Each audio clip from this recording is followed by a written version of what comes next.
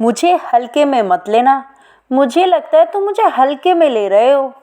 उसकी पत्नी उसके लिए घर की मुर्गी दाल बराबर है, अपनी जॉब को हल्के में मत लो। इस तरह के सेंटेंसेस को इंग्लिश में कैसे बनाने वाले हैं चैनल पे, अगर आप नए हो तो प्लीज़ चैनल को सब्सक्राइब कर दीजिए और वीडियो अच्छी लगेगी तो लाइक करना मत भूलिएगा। तो सबसे पहले हम बात कर लेते हैं हल्के में मत लो, या फिर कह सकते हो कि घर की मुर्गी दाल बराबर, है ना। तो जब हम किसी चीज़ को महत्व नहीं देते हैं, महत्व नहीं मतलब उसका महत्व नहीं समझना या उसकी इम्पोर्टेंस कम समझना, है ना, तो तब हम जिस फ्रेज का यूज़ करने वाले हैं वो है हमारी टेक फॉर ग्रांटेड। अभी मैंने लास्ट वीडियो में टेक फॉर का यूज़ आपको कराया था कि टेक फॉर का हम यूज़ कहाँ पे करते हैं। तो टेक फॉर का जैसे कि मैंने लास्ट वीडियो में बताया था कि समझना, मान लेना।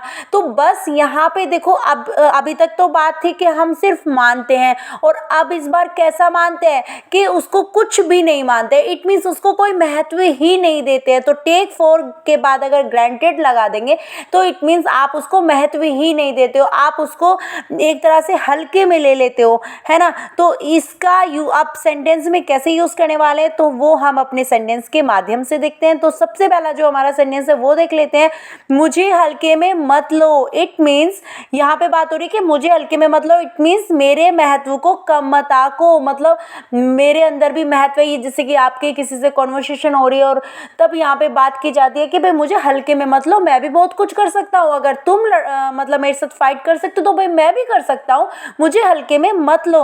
तो डोंट टेक मी। अब देखो ये हमारा इंपैरेटिव है, और इम्पेरेटिव में जब हम नेगेटिव बनाते हैं तो डोंट से स्टार्ट करते हैं, है ना।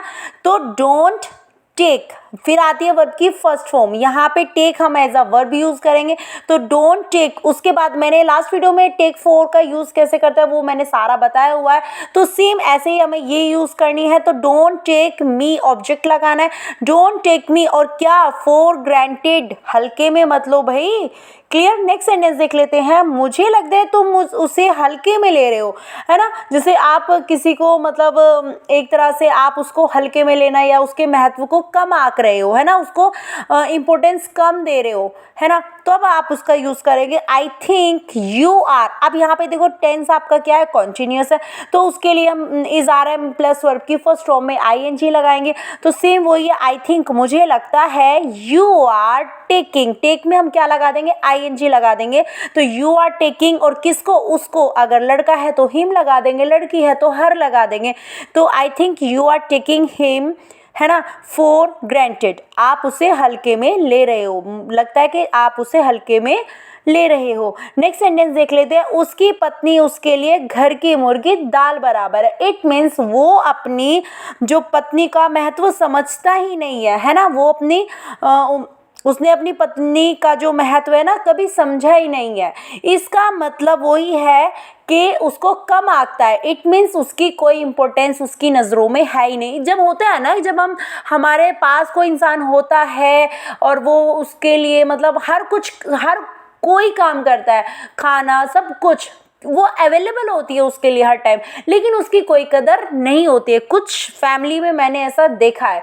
तो यहाँ पे यही सेंटेंस हम इसको इंग्लिश में कैसे बनाएंगे, ही हैज़ टेकन। देखो यहाँ पे टेंस कौन सा है, पहले आप इस पे गौर कीजिएगा।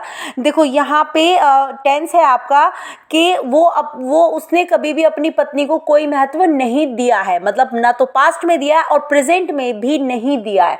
तो यहाँ पे आपका जो टेंस है वो है प्रेजेंट परफेक्ट टेंस, और प्रेजेंट परफेक्ट की हेल्पिंग वर्ब आप सभी को पता है हैज़ हैव होती है और वर्ब की थर्ड फॉर्म का यूज किया जाता है। तो सेम उसी को अब यहाँ पे हमारी जो वर्ब का यूज कर रहे हैं वो टेक का है, और टेक की जो थर्ड फॉर्म होती है वो टेकन हो जाती है। तो he has taken his wife for granted. It means उसने अपनी जो वाइफ को है ना बिल्कुल मतलब क्या, घर की मुर्गी दाल के बराबर समझा है, मतलब कोई महत्व दिया ही नहीं है। क्लियर, समझ आ गया होगा। नेक्स्ट सेंटेंस देख लेते हैं, अपनी जॉब को हल्के में मत लो। ये आप मुझे कमेंट बॉक्स में बताने वाले हैं। तो मिलते हैं नेक्स्ट वीडियो में। Have a nice day.